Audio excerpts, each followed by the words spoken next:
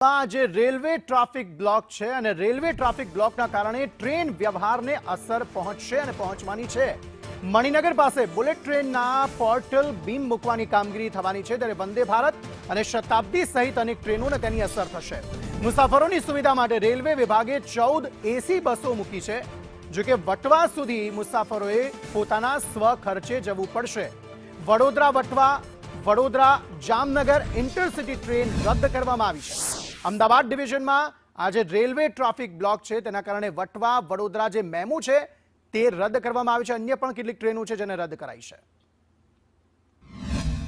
અમદાવાદ મુંબઈ વચ્ચે bullet train દોડાવવા માટેની કામગીરી થઈ રહી છે અને આ કામગીરી પ્રગતિમાં છે, જેના ભાગરૂપે અમદાવાદના મણિનગર સ્ટેશન પર એક રેલવે બ્લોક લેવામાં આવ્યો છે।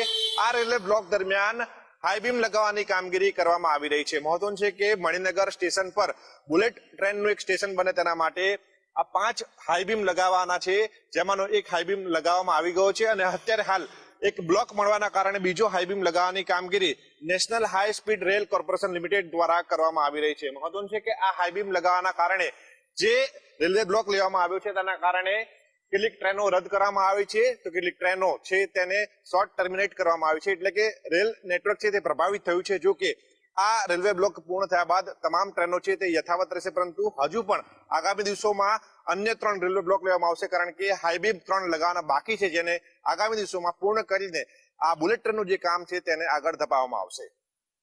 કેમેરા પર્સન પુખરાજ શર્મા સાથે પ્રતીક જાદવ, સંદેશ ન્યૂઝ।